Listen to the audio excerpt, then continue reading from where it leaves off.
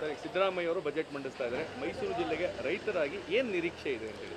ಈಗಾಗಲೇ ನಾವು ಹಲವಾರು ಪಕ್ಷಗಳನ್ನು ತಿಳ್ಕೊಂಡ್ರೆ ನೋಡೋದಾದರೆ ಪ್ರತಿ ಸಾರಿ ಚುನಾವಣೆಗೆ ಯಾವ ರೀತಿ ಪ್ರಣಾಳಿಕೆ ಮಾಡ್ತಾರೆ, ಪ್ರಣಾಳಿಕೆ ಬಿಡುಗಡೆ ಮಾಡಿ ಹುಸಿಗೊಳಿಸ್ತಾರೆ, ಅದೇ ರೀತಿ ಬಜೆಟ್ ಕೂಡ ನಾವು ಅಂದ್ಕೊಂಡಿದ್ದೀವಿ.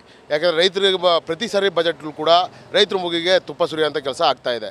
ಆದರೂ ಕೂಡ ನಾವೇನಕ್ಕೆ ನಿರೀಕ್ಷೆ ಇಟ್ಕೊಂಡಿದ್ದೀವಿ ಅಂತಂದರೆ, ಏನು ನಮ್ಮ ಮೈಸೂರು ಜಿಲ್ಲೆಯವರೇ ಮುಖ್ಯಮಂತ್ರಿಗಳಾಗಿರೋದ್ರಿಂದ ಏನಾದರೂ ಒಂದು ವಿಶೇಷವಾಗಿ ನಮಗೇನಾದ್ರು ಪ್ಯಾಕೇಜ್ ಕೊಡ್ಬೋದಾ? ಈ ಉದಾಹರಣೆಗೆ ತಂಬಾಕು ಬೆಳೆಗಾರರಿಗಿರ್ಬೋದು, ಮತ್ತು ಜೊತೆಗೆ ಎ ಪಿ ಎಮ್ ಸಿನಲ್ಲಿ ಉನ್ನತೀಕರಣ ಮಾಡಿದ್ರೆ, ಮತ್ತು ಏನು ಗೋಡನ್ ರೀತಿ ಮಾಡಿದ್ರೆ, ಅಂದರೆ ಸ್ಟೋರೇಜ್ ಮಾಡಿದ್ರೆ ಖಂಡಿತವಾಗ್ಲೂ ಕೂಡ ರೈತರಿಗೆ ಒಂದು ಸ್ವಲ್ಪ ಹೆಲ್ಪ್ ಆಗುತ್ತೆ ಅನ್ನೋದು ಒಂದು ವಿಚಾರ ಇಟ್ಕೊಂಡಿದ್ದೀವಿ. ಜೊತೆಗೆ ಇನ್ನೊಂದೇನಪ್ಪ ಅಂದರೆ ಕೃಷಿ ಸಾಲ ನೀತಿ ಬದಲಾಗಬೇಕು, ಅದನ್ನು ಕೂಡ ಬದಲು ಮಾಡ್ತಾರೆ ಅನ್ನೋ ಒಂದು ನಿರೀಕ್ಷೆ ಇದೆ.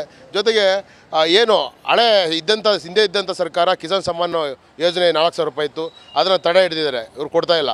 ಅದನ್ನು ಮತ್ತೆ ಮರುಜಾರಿ ಮಾಡ್ಬೋದು ಏನೋ ಅನ್ನೋ ಒಂದು ನಿರೀಕ್ಷೆ ಕೂಡ ನಾವು ಕೂಡ ಇಟ್ಕೊಂಡಿದ್ದೀವಿ.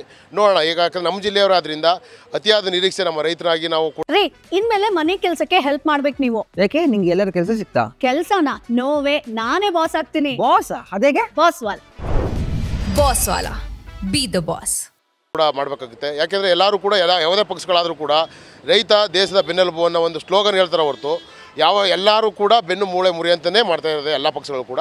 ಆ ಸಾಲಿನಲ್ಲಿ ಇಲ್ಲ ಇವರು ಅಂತ ಅನ್ಕೋತೀವಿ. ಯಾಕಂದ್ರೆ ನಮ್ಮ ಜಿಲ್ಲೆಯವರಾದ್ರಿಂದ, ನಮ್ಮ ಜಿಲ್ಲೆಯ ಮುಖ್ಯಮಂತ್ರಿ ಆದ್ರಿಂದ ಮಾಡ್ಬೋದೇನೋ ಅನ್ನೋ ನಿರೀಕ್ಷೆ ಇದೆ. ಸಿದ್ದರಾಮಯ್ಯ ಅವರು ಬಜೆಟ್ ಮಂಡಿಸ್ತಾ ಇದ್ದಾರೆ, ಏನು ನಿರೀಕ್ಷೆ ಇದೆ ನಿಮಗೆ? ಯಾಕಂದರೆ ನಿಮ್ಮ ಜಿಲ್ಲೆಯವರೇ ಮಂಡಿಸ್ತಾ ಇರೋದ್ರಿಂದ ನಮಗೇನು ನಿರೀಕ್ಷೆ ಇದೆ ಅಂತಂದ್ರೆ, ಸಿದ್ದರಾಮಯ್ಯನವರು ಬಜೆಟ್ನಲ್ಲಿ ಕೆರೆಗಳೆಲ್ಲ ಹೂಳೆತ್ತದನ್ನ ಒಂದು ಸ್ವಲ್ಪ ಕೊಡಬೇಕು ಅನ್ನೋ ಒಂದು ನಿರೀಕ್ಷೆ ಇದೆ, ಕೊಡ್ತಾರೆ ಅನ್ನೋ ಒಂದು ನಿರೀಕ್ಷೆ ಇದೆ. ಆಮೇಲೆ ಸರ್ಕಾರದ ವತಿಯಿಂದ ರಸ್ತೆಗಳೆಲ್ಲ ಪಾಳು ಬಿದ್ದೋಗಿರೋದು, ರಸ್ತೆಗಳ ಮಾಡೋ ಒಂದು ನಿರೀಕ್ಷೆನೂ ಕಾಣ್ತಾ ಇದೆ. ರೈತರು ಓಡಾಡೋಕ್ಕೆ ತೊಂದರೆ ಆಗಿದೆಯಲ್ಲ, ಅದು ಅನುಕೂಲಕ್ಕೋಸ್ಕರ. ಆಮೇಲೆ ಸರ್ಕಾರದಿಂದ ರೈತರಿಗೆ ಸಾಗುವಳಿ ಇಲ್ಲದೆ ಕೆಲ ಸಾಗುವಳಿ ಕೊಟ್ಟು ಭೂಮಿ ಉಳುಮೆ ಮಾಡ್ತಾಯಿದ್ದಾರೆ, ಯಾವುದೇ ದಾಖಲೆ ಇಲ್ಲದಂತೆ. ಇವೆಲ್ಲ ಮಾಡ್ಬೋದು ಅನ್ನೋ ಒಂದು ನಿರೀಕ್ಷೆ ನಮಗಿದೆ. ಆಮೇಲೆ ಈಗ ಪ್ರೋತ್ಸಾಹ ಧನ ಹಾಲಿನ ಹಣ ಕೊಟ್ಟಿಲ್ಲ, ಅದು ಹಾಲಿನ ಹಣನ ಕೊಟ್ಟು ರೈತರಿಗೆ ಒಂದು ಅನುಕೂಲ ಮಾಡಿಕೊಡ್ಬೋದು. ಯಾಕಂದರೆ 1 ಲೀಟ್ರ್ ಹಾಲು ಬಿಡಬೇಕಾದ್ರೆ ಒಂದು 40 ರಿಂದ 50 ರೂಪಾಯಿ ಖರ್ಚು ಬರ್ತದೆ. ಅದು 30 ರೂಪಾಯಿ ಡೈರಿ ಕೊಡ್ತಿದ್ದರಿಂದ 20 ರೂಪಾಯಿ ಗಂಟ ನಷ್ಟ ಆಯ್ತದೆ. ಆ ನಷ್ಟ ಭರಿಸ್ಕೊಡ್ಬೋದು. ಒಂದು 5 ರೂಪಾಯಿ ಪ್ರೋತ್ಸಾಹ ಕೊಡ್ತಿರಲ್ಲ, ಅದು ಪುನಃ ಮತ್ತೆ ಕೊಡ್ತಾರೆ.